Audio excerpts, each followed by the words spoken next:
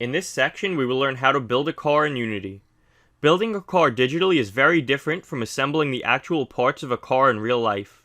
Using Unity Asset Store models and built-in components like wheel colliders, making a car can easily become a streamlined process that you can reuse in other projects once you learn it. First, we will learn about the components of a vehicle in Unity. What physics components should be attached? What settings do we need to assign in the inspector?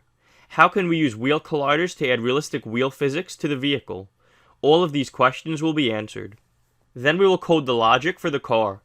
We will write a car controller class that will allow us to specify the speed, acceleration, and handling of the car. After that, we will drop the car that we made onto a sample track that we get from the Unity Asset Store and see how we can get it to realistically drive around. Finally, we will look at a summary of what we learned in this section of the course.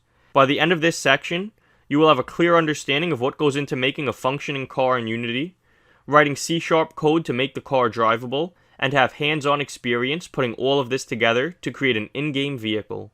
In the next lecture, we will learn about the components of a car and how to work with them in Unity.